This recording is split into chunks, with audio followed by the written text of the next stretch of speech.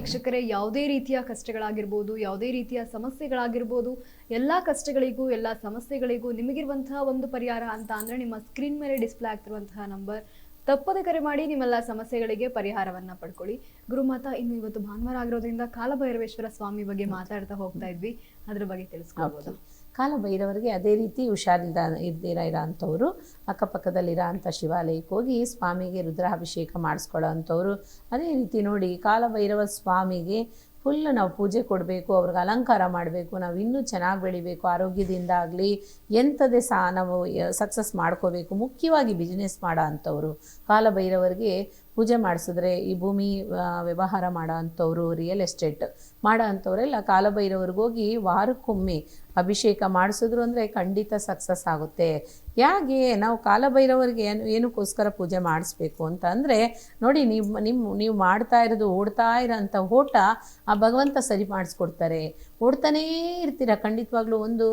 ಒಬ್ಬರು ನನಗೆ ಗೊತ್ತಿರೋ ಅಂಥ ಒಬ್ಬರು ಫ್ರೆಂಡಿಗೆ ಭಾರಿ ಕಷ್ಟ ಇದೆ, ಆ ಕಷ್ಟ ಹೇಳೋಕ್ಕೆ ಸಾಧ್ಯನೇ ಇಲ್ಲ, ಅದು ಮನಸ್ಸಿಂದ ಹೇಳ್ಕೊಳಕ್ಕೂ ಆಗ್ತಿಲ್ಲ. ಅವರು ತುಂಬ ನೋವು ತಿಂತಾ ಇದ್ದಾರೆ. ಯಾಕೆ ಅಂತಂದರೆ ಅವ್ರಿಗೆ ವೈಫ್ ಇಲ್ಲ, ಅದರಿಂದ ಮಕ್ಕಳನ್ನ ಇಟ್ಕೊಂಡು ತುಂಬಾ ಕಷ್ಟಪಡ್ತಾ ಇದ್ದಾರೆ. ಆದ್ರೂ ಸಹ ನಾನು ಹೇಳೋಂಥದ್ದು, ಅವ್ರು ನನಗೋಸ್ಕರ ಹೇಳಿಯಮ್ಮ ಅಂತ ಕಂಪಲ್ ಮಾಡಿದ್ದಕ್ಕೆ ನಾನು ಹೇಳ್ತಾ ಇದ್ದೀನಿ. ಯಾಕೆ ಈ ವಿಷಯ ಹೇಳ್ತೀನಿ ಅಂತಂದರೆ, ನೋಡಿ, ಅವರು ಎಲ್ಲ ಕಳ್ಕೊಂಬಿಟ್ರು. ವೈಫ್ ಹೋದ್ಮೇಲೆ ತುಂಬಾ ನೊಂದು ಫೀಲಿಂಗಲ್ಲಿ ಇರೋದ್ರಿಂದ ಅವ್ರು ಏನು ಮಾಡಬೇಕು ಅನ್ನೋ ಕಂಡೀಷನ್ಸ್ ಮನ್ಸಿಗೆ ಬರಲೇ ಇಲ್ಲ. ಹಾಗಾಗಿ ಆ ನೋವಿಂದ ಇದ್ದಿದ್ದಕ್ಕೆ ಲಾಸ್ಟಲ್ಲಿ ಕಾಲಭೈರವ ಸ್ವಾಮಿನೇ ಅವ್ರನ್ನ ಕಾಪಾಡಿದ್ದು. ಯಾಕೆ ಅಂತಂದರೆ 9 ಭಾನುವಾರ ಬಿಡದಿರ ಆ ಭಗವಂತನ ಹೋಗಿ ದರ್ಶನ ಮಾಡಿ ಪೂಜೆ ಮಾಡ್ತಾ ಮಾಡ್ತಾ ಮಾಡ್ತಾ ನೋಡಿ, ಕಾಲಭೈರವರನ್ನ ಪೂಜೆ ಮಾಡೋರು ರಾಘವೇಂದ್ರ ಸ್ವಾಮಿನೂ ಪ್ರಾರ್ಥನೆ ಮಾಡಬೇಕು. ಯಾಕೆ ಅಂತ ಅಂದರೆ, ಗುರುಬಲ ಇಲ್ದಿರ ಇರೋರು ಶಿವನ ಹತ್ರ ಪ್ರಾರ್ಥನೆ ಮಾಡಿ ಕಾಲಭೈರವರು ಆ ಕಾಲ ಚಕ್ರದಲ್ಲಿ ನಮ್ಗೆ 7 ಜನ್ಮದಂಥ ಕರ್ಮನ ಭಗವಂತನಿಗೆ ಒಪ್ಪಿಸ್ಬೇಕು. ರಾವಗಾಲದಲ್ಲಿ ಒಪ್ಪಿಸ್ಬಿಟ್ಟು ಪೂಜೆ ಮಾಡಿಸ್ಕೊಂಡು ಒಂದು ಅಭಿಷೇಕ ಮಾಡಿಸ್ಕೊಂಡು ಬಂದರು ಅಂತ ಅಂದರೆ ಖಂಡಿತ ಗುರು ಅನುಗ್ರಹ ಆಗುತ್ತೆ. ರಾಘವೇಂದ್ರ ಸ್ವಾಮಿ ಅನುಗ್ರಹ, ಆಶೀರ್ವಾದ, ಸಂಕಲ್ಪ ಖಂಡಿತ ಸಿಗುತ್ತೆ. ಇದು ಯಾಕೆ ಭಾನುವಾರನೇ ನಾವು ಮಾಡಬೇಕು ಅಂತ ಅಂದರೆ, ಆದಿ ಅಂತ ಅಂದರೆ ನಮ್ಮ ವಂಶ ಅಂತ ಹೇಳ್ತೀವಲ್ವರ, ನಮ್ಮ ಪಿತೃ ಯಾವಾಗ ಹುಟ್ಟಿದ್ರು ಈ ದಿನವರೆಗೂ ಅಂತ ಹೇಳ್ತೀವಿ. ಆದಿ ಅವರೇನೆ. ಆದಿಗುರು ಯಾರು? ಆ ಶಿವ ಪರಮಾತ್ಮ. ಆದಿಲಿರೋ ಅಂಥ ಭಗವಂತನಿಗೆ ಆದಿ ಗುರುಗೆ ಹೋಗಿ ನಾವು ಪೂಜೆ ಮಾಡೋ ಅಂಥ ಸಮಯದಲ್ಲಿ ಆ ಗುರುನ ಅನುಗ್ರಹ ನಮಗೆ ಸಿಗುತ್ತೆ. ಅದಕ್ಕೋಸ್ಕರ ಹೇಳೋದು, ಎಷ್ಟೇ ನಾವು ಬಳಲ್ತಾ ಇದ್ರೇನು ಆ ಭಾನುವಾರ ಹೋಗಿ ರಾಹುಗಾಲದಲ್ಲಿ, ಅದನ್ನು ರಾಹುಗಾಲದಲ್ಲಿ ಯಾಕೆ ರಾಹುಕಾಲ ಅಂತ ಅಂದರೆ, ನೋಡಿ, ರಾಹು ಕೇತು ನಮಗೆ ಬೇಕಾದಷ್ಟು ಕಷ್ಟ ಕೊಡ್ತಾ ಇರುತ್ತೆ. ಆ ರಾಹುಕಾಲದಲ್ಲಿ ಪೂಜೆ ಮಾಡೋ ಅಂಥ ಸಮಯ ಅವರಿಬ್ಬರು ಸಹ ಶಾಂತಿ ಆಗ್ತಾರಂತೆ. ಅದಕ್ಕೇನೆ ಆ ಭಗವಂತನ ಹೋಗಿ ಪೂಜೆ ಮಾಡ್ತಾ ಸೂರ್ಯನಾರಾಯಣ, ಯಾರದು? ನಾರಾಯಣ, ಕೃಷ್ಣ ಪರಮಾತ್ಮ, ವಿಷ್ಣು ಭಗವಂತ, ಶ್ರೀಮನ್ನಾರಾಯಣ, ವೆಂಕಟೇಶ್ವರ, ಶ್ರೀರಾಮಚಂದ್ರಮೂರ್ತಿ ಹೇಳ್ತಾ ಹೋಗ್ಬೋದು. ಇವ್ರನ್ನೆಲ್ಲ ಬರ್ತಾರೆ ಅದರಲ್ಲಿ, ನಾರಾಯಣನ ವಿಷಯದಲ್ಲಿ. ಅದಕ್ಕೆ ಆ ಸೂರ್ಯನಾರಾಯಣನ ಪ್ರಾರ್ಥನೆ ಮಾಡ್ತಾ ಹೋಗಿ ಆದಿವಾರ ಸೂರ್ಯನಾರಾಯಣನ ಪ್ರಾರ್ಥನೆ ಮಾಡ್ತಾ ಕಾಲಭೈರವ್ರಿಗೆ ಪೂಜೆ ಕೊಟ್ಟರೆ ಖಂಡಿತ ನಮ್ಮ ವಂಶ ಚೆನ್ನಾಗಿರುತ್ತೆ. ಅದೇ ರೀತಿ ಯಾವ ತೊಂದರೆ ಬರೋದಕ್ಕೂ ಸಾಧ್ಯ ಇಲ್ಲ. ಆರೋಗ್ಯ ಫಸ್ಟ್ ಸಿಗುತ್ತೆ. ಅದೇ ರೀತಿ ನಾವೇನೇನೆಲ್ಲ ಪಡ್ಕೋಬೇಕು, ಮುಖ್ಯವಾಗಿ ನಮಗೆ ಮಾಂಗಲ್ಯದಲ್ಲಿ ಪ್ರಾಬ್ಲಮ್ ಇದೆ ಅನ್ನೋರು, ಮಾಂಗಲ್ಯ ಪ್ರಾಬ್ಲಮ್ ಅಂದರೆ ಏನು?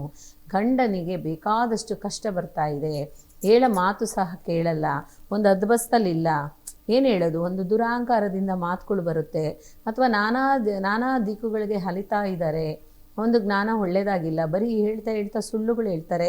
ಈ ಥರ ಇರೋ ಅಂಥವ್ರು ಎಲ್ಲರೂ ಹೋಗಿ ಕಾಲಭೈರವರಿಗೆ ಪೂಜೆ ಕೊಡೋದು ಮಹಾಪುಣ್ಯ. ಕಾಲಭೈರವ್ರನ್ನ ಒಲಿಸ್ಕೊಂಡ್ವಿ ಅಂತ ಅಂದರೆ ಖಂಡಿತ ನಮ್ಮ ಕಾಲ ಚೆನ್ನಾಗಿ ಓಡ್ತಾ ಇರುತ್ತೆ. ಕಾಲದಲ್ಲಿ ಇರೋ ಅಂಥ ಚಕ್ರದಲ್ಲಿ ನಾವಿರೋ ಅಂಥವರು ಚೆನ್ನಾಗಿ ಬಾಳ್ವೆ ಚೆನ್ನಾಗಿರುತ್ತೆ. ಖಂಡಿತ ಹೋಗಿ ಬನ್ನಿ, ಒಳ್ಳೆಯದಾಗಲಿ.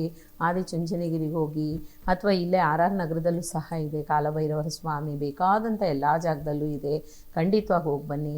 ಅದೇ ರೀತಿ ಇವತ್ತು ಲಕ್ಷ್ಮೀ ನರಸಿಂಹ ದೇವಸ್ಥಾನದಲ್ಲಿರೋ ಅಂಥ ಸುದರ್ಶನ, ಒಂದು ಭಾಗ ಸುದರ್ಶನ ಸ್ವಾಮಿ ಇರ್ತಾರೆ, ಇನ್ನೊಂದು ಭಾಗ ನೋಡಿದ್ರೆ ಯೋಗ ನರಸಿಂಹ ಇರ್ತಾರೆ. ಅದಕ್ಕೆ ಸುದರ್ಶನ ಚಕ್ರ ಅಂತಲೂ ಹೇಳ್ತೀವಿ. ಅದನ್ನು ಶ್ರೀಮನ್ನಾರಾಯಣನ ಅವತಾರ. ಅದು ಸುದರ್ಶನ ಅಂಥದ್ದು ಶ್ರೀಮನ್ನಾರಾಯಣ. ಅದೇ ಓಮನೆ ಲಕ್ಷ್ಮೀ ನರಸಿಂಹ ಸ್ವಾಮಿ ತುಲಾಭಾರ ಸ್ವಾತಿ ನಕ್ಷತ್ರ ಅವತ್ತಿನ ದಿವಸ ಮಾಡೋ ಅಂಥ ಹೋಮ ಸಹ. ಅವ್ರನ್ನ ಪ್ರದಕ್ಷಿಣೆ 3 ಟೈಮ್ ಪ್ರದಕ್ಷಿಣೆ ಮಾಡಿದ್ರೆ ಭಾರಿ ಒಳ್ಳೆಯದು. ಖಂಡಿತವಾಗ್ಲೂ ಅದು ಭಾನುವಾರದಲ್ಲಿ ಶನಿವಾರ ಭಾನುವಾರ ಗುರುವಾರ ಇದನ್ನು ಮಾಡಿದ್ರೆ ನಮ್ಮ ಕಷ್ಟಗಳೆಲ್ಲ ಆದಷ್ಟು ಬೇಗ ಹೋಗುತ್ತೆ. ಆದರೆ ಪಾಪ ಆಗಲಿ ಎಂಥದ್ದೇ ಶಾಪಗಳಾಗಲಿ ಎಂಥದ್ದೇ ದೋಷಗಳಾಗಲಿ ಪರಿಹಾರ ಖಂಡಿತ ಮಾಡ್ಕೊಳ್ಳೇಬೇಕು.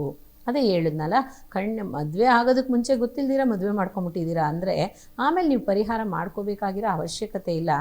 ಆದರೆ ಅದಕ್ಕೆ ಅಂತಲೇ ಒಂದು ಪೂಜೆ ಇರುತ್ತೆ, ಸರ್ವಸಿದ್ಧಿ ಪೂಜೆ. ಆ ಪೂಜೆನ ಪರಿಹಾರ ಮಾಡಿದ್ರೆ ಗರ್ಭರಕ್ಷಾಂಬಿಕೆ ಪೂಜೆ ಬೇಕು ಸಂತಾನ ಭಾಗ್ಯಕ್ಕೆ. ಅದೇ ರೀತಿ ಮಕ್ಕಳಿದ್ದಾರೆ, ನಮಗೆ ದೋಷ ಇತ್ತು, ಮದುವೆ ಮಾಡ್ಕೊಂಬಿಟ್ವಿ, ಮಕ್ಕಳಾಗಿದೆ, ಮಕ್ಕಳು ಚೆನ್ನಾಗಿ ಓದ್ತಾ ಇಲ್ಲ ಅಥವಾ ಹಠ ಹಿಡಿತಾರೆ ಅಥವಾ ಏನೇನೋ ತೊಂದರೆಗಳು ಕೊಡ್ತಾ ಇದ್ದಾರೆ ಅಂದರೆ ಆ ಮಕ್ಕಳು ಹೆಸರಲ್ಲೂ ಸಹ ಪೂಜೆ ಇರುತ್ತೆ. ಅದನ್ನು ಖಂಡಿತವಾಗಿ ಮಾಡ್ಕೊಳ್ಳಿ, ಒಳ್ಳೆಯದಾಗುತ್ತೆ. ನಾನೇ ಮಾಡಿಕೊಡ್ತೀನಿ. ಎಲ್ಲ ಪೂಜೆ ಆಗಲಿ ದೋಷ ಆಗಲಿ ಎಂಥದ್ದೇ ಆಗಿರಲಿ ನಾನು ಮಾಡಿಕೊಡ್ತೀನಿ. ನಿಮ್ಗೆ ಎಷ್ಟು ಮನಸ್ಸಲ್ಲಿ ನಂಬಿಕೆ ಇರುತ್ತೋ ಆ ಜಾಗಕ್ಕೆ ಹೋಗಿ ನೀವೆಲ್ಲನೂ ಸಕ್ಸಸ್ ಮಾಡ್ಕೋಬೋದು. ನೋಡಿ, ಯಾವಾಗಲೂ ನಾವು ಒಂದರಲ್ಲಿ ಚೆನ್ನಾಗಿರಬೇಕು ಅಂತಂದರೆ ಫಸ್ಟು ನನ್ನ ಮೇಲೆ ನಾನು ನಂಬಿಕೆ ಇಟ್ಕೋಬೇಕು. ನಾನಷ್ಟೇ ನನ್ನ ಮೇಲೆ ಇರೋಂಥ ನಂಬಿಕೆಲೇ ಆ ಭಗವಂತನೂ ನಂಬಬೇಕು. ನೋಡಿ, ಭಯ ಭಕ್ತಿ ಅದೇ ರೀತಿ ನಂಬಿಕೆ ಇಲ್ಲ ಅಂದರೆ ಏನೂ ಅದು ಯೋಗ ಇರಲ್ಲ. ಅದಕ್ಕೆ ಹೇಳೋದು, ಪೂಜ್ಯಾಯ ರಾಘವೇಂದ್ರಾಯ ಸತ್ಯ ಧರ್ಮರತಾಯ ಚ ಭಜತಾಂ ಕಲ್ಪವೃಕ್ಷಾಯ ನಮತಾಂ ಕಾಮಧೇನವೇ. ಅವರ ಅಪಾರವಾದಂಥ ರಾಘವೇಂದ್ರ ಸ್ವಾಮಿಯ ಮಂತ್ರನ ಅಷ್ಟು ಅಪಾರವಾದಂಥ ಮಂತ್ರ. ಅದನ್ನು ದಿನನಿತ್ಯ ಬರೀರಿ, ಬಾಯಿಂದ ಹೇಳ್ಕೊಳ್ಳಿ, ಮನಸ್ಸಿಂದ ಹೇಳ್ಕೊಳ್ಳಿ. ನೀವು ಅಡುಗೆ ಮಾಡ್ತಾ ಇರುವಾಗ ಮನಸ್ಸು ಹೇಳ್ತಾನೆ ಇರಬೇಕು, ಕೈ ಕೆಲಸ ಮಾಡ್ತಾನೆ ಇರಬೇಕು, ಹೇಳ್ತಾನೆ ಇರಬೇಕು. ಬೇರೆ ಏನೇನೂ ಬರಬಾರ್ದು ಮನಸ್ಸಿಗೆ. ನೆಗೆಟಿವ್ಸ್ ಎಲ್ಲ ಎತ್ತಾಕ್ಬಿಡಿ. ಎಷ್ಟೇ ನಡೆದಿರ್ಬೋದು, ನಾನು ಎಲ್ಲ ಕಷ್ಟ ಅನುಭವಿಸಿದ್ದೀನಿ, ನಾನು ಬೇಕಾದಷ್ಟು ಕಷ್ಟ ಅನುಭವಿಸಿ ಇಲ್ಲಿ ಬಂದು ಕೂತಿರೋದು. ನೋಡಿರ, ಕಷ್ಟ ಪಡೆದಿರಾ, ಎಂಥ ಬಡತನ ಬರ್ದಿರಾ, ರಾಘವೇಂದ್ರ ಸ್ವಾಮಿ ನಮ್ಮ ಹತ್ರ ಖಂಡಿತವಾಗ್ಲೂ ಬರಲ್ಲ. ಖುಷಿಯಿಂದ ಇರೋರು, ಸಾಹುಕಾರ, ಈ ಥರ ಶ್ರೀಮಂತ, ರಾಘವೇಂದ್ರ ಸ್ವಾಮಿಗೆ ಯಾರೂ ಲೆಕ್ಕ ಇಲ್ಲ. ಎಲ್ಲರೂ ಒಂದೇ. ಬಡವ ಆಗಿರಲಿ, ಸಾಹುಕಾರ ಆಗಿರಲಿ, ಎಂಥವರೇ ಆಗಿರಲಿ, ಎಲ್ಲರೂ ಒಂದೇ. ಯಾರು ಬೇಕಾದರೂ ಅವ್ರು ಪ್ರತ್ಯಕ್ಷ ಆಗ್ತಾರೆ. ಆದರೆ ಮನಸ್ಸು ಶುದ್ಧವಾಗಿರ್ಬೇಕಷ್ಟೇ. ಅದೇ ರೀತಿ ನಮ್ಮ ನಾಲ್ಗೆಯಿಂದ ಯಾವ ಕಾರಣಕ್ಕೂ ಪ್ರಾಣ ಹೋಗೋವರೆಗೂ ಒಂದು ಸುಳ್ಳನ್ನು ಹೇಳಬಾರ್ದು. ಹಂಗಿದ್ರೆ ಮಾತ್ರನೇ ನೆಲೆ ಹಾಕ್ತಾರೆ ರಾಯರು. ಖಂಡಿತವಾಗ್ಲೂ ಎಲ್ರಿಗೂ ಒಳ್ಳೆಯದಾಗಲಿ. ಭಗವಂತ ಆಶೀರ್ವಾದ ಸದಾ ಕಾಲ ಇರಲಿ. ಕಾಲಭೈರವರ ಆಶೀರ್ವಾದ ಮುಖ್ಯವಾಗಿ ಎಲ್ಲ ಜೀವರಾಶಿಲೂ ಇರಬೇಕು ಅಂತ ಪ್ರಾರ್ಥನೆ ಮಾಡ್ತೀನಿ. ಯಾಕೆ ಅಂತ ಅಂದರೆ ಮುಕ್ತಿ ಕೊಡೋರು ಅವರೇನೆ. ನಮಗೆ ಮುಕ್ತಿ ಬೇಕಾಗಿರೋರು ನೋಡಿ, ವಯಸ್ಸಾಗಿರೋರು ತುಂಬಾ, ಒಂದು 95 ವಯಸ್ಸಾಗ್ಬಿಟ್ಟಿದೆ, 100 ವಯಸ್ಸಾಗ್ಬಿಟ್ಟಿದೆ, ಅವರು ತುಂಬ ಬಳಲ್ತಾ ಇದ್ದಾರೆ. ಅವ್ರಿಗೆ ಭಗವಂತ ತಗೊತಾ ಇಲ್ಲ, ಕಷ್ಟಪಡ್ತಾ ಇದ್ದಾರೆ. ಅವ್ರು ಹೋಗೋಂಥ ಸಮಯ ಬಂದ್ಬಿಟ್ಟಿದೆ, ಆದರೂ ಓದ್ತಿಲ್ಲ ಅಂತ ನೊಂದು ಹೋಗೋರು ಕಾಲಭೈರವರ ಹತ್ರ ಹೋಗಿ. ಯಾಕೆ ಅಂತಂದರೆ ನೋಡಿ, ರಾಘವೇಂದ್ರ ಸ್ವಾಮಿ 78 ವಯಸ್ಸಲ್ಲೇ ನನಗಿಷ್ಟು ವಯಸ್ಸು ಸಾಕು, ಮನಿದ ಜನ್ಮಕ್ಕೆ 100 ವಯಸ್ಸು, ಆದರೆ 78 ವರ್ಷ ಮಾತ್ರ ಸೆಲೆಕ್ಷನ್ ಮಾಡಿಕೊಂಡ್ರು. ಯಾಕೆ ಅಂತ ಅಂದರೆ ಇಷ್ಟು ಸಾಕು ನನಗೆ, 78 ವಯಸ್ಸಿದ್ರೆ ಆರಾಮಾಗಿಂದ ಇದ್ದು ಅಲ್ಲೋಗಿ ನಾನು ಜೀವ ಪ್ರವೇಶ ಮಾಡುವಾಗ, ಬೃಂದಾವನ ಪ್ರವೇಶ ಮಾಡುವಾಗ ಆರಾಮ್ಸ ಕೂತ್ಕೋಬೋದು ಅಂತ ಅವರು ಡಿಸೈಡ್ ಮಾಡಿಕೊಂಡ್ರು. 100 ವರ್ಷವರೆಗೂ ಇದ್ದರೆ ವೇಸ್ಟ್ ಟೈಮು. ನನ್ನನ್ನು ಕೇಳಿದ್ರೆ ಚೆನ್ನಾಗಿರೋಂಥ ಟೈಮಲ್ಲೇ ಪ್ರಾಣ ಹೋಗ್ಬಿಡ್ಬೇಕು. ಯಾಕೆ ಅಂತಂದರೆ ಯಾರಿಂದನೂ ಸೇವೆ ಪಡ್ಕೋಬಾರ್ದು. ಯಾರಿಂದನೂ ಸೇವೆ ಪಡ್ಕೊಂಡು ಇವರು ಇವಾಗ ಯಾವಾಗ ಹೋಗ್ತಾರೆ ಅಂತ ಜನ ಕಾಯ್ಕೊಂಡಿರಬಾರ್ದು ನಮ್ಮ ಮನೆಯಲ್ಲಿ. ಯಾಕೆ ಅಂತ ಅಂದರೆ ಅದೇ ಒಂದು ಅವ್ರಿಗೆ ಕಷ್ಟ ಆಗೋಗ್ಬಿಡುತ್ತೆ. ಆವಾಗ ಆತ್ಮಕ್ಕೂ ಸಹ ಬೆಲೆ ಕೊಡಲ್ಲ. ಅದಕ್ಕೆ ಹೇಳೋದು, ನಗ್ನಗ್ತಾ ಇರುವಾಗ ಚೆನ್ನಾಗಿರೋ ಅಂಥ ಟೈಮಲ್ಲಿ ಅದಕ್ಕೆ ಆ ಭಗವಂತ 78 ವಯಸ್ಸನ್ನ ಸೆಲೆಕ್ಷನ್ ಮಾಡ್ಕೊಂಡಿದ್ದು. ರಾಯರೇ ಹೇಳಿದ್ದಾರೆ, ಮನುಷ್ಯ 78 ವಯಸ್ಸವರೆಗೂ ಬಾಳಿದ್ರೆ ಸಾಕು, ಅದಕ್ಕೆ ಮೀರಿ ಬಾಳಬೇಕು ಅನ್ನೋ ಅವಶ್ಯಕತೆ ಇಲ್ಲ. ಆಮೇಲೆ ಇದೇನು ಮಾಡ್ತೀವಿ ನಾವು, ಸಾಧಿಸ್ತೀವಿ. ಅಷ್ಟಕ್ಕೇ 78 ಒಳಗಡೆ ಆ ಭಗವಂತ ತಗೋಬೇಕು, ಇರಬಾರ್ದು. ಅದೇ ರೀತಿ ನಗ್ನಗ್ತಾ ಇರಬೇಕು, ಸಂತೋಷ ಖುಷಿಯಿಂದ ಇರುವಾಗಲೇ ಟಕ್ಕಂತ ಭಗವಂತನ ಹತ್ರ ಹೋಗಿ ಸೇರ್ಕೊಂಡ್ಬಿಡ್ಬೇಕು. ಅದಕ್ಕೋಸ್ಕರನೇ ಹೇಳೋದು, ದಾನ ಧರ್ಮ ಮಾಡಿ.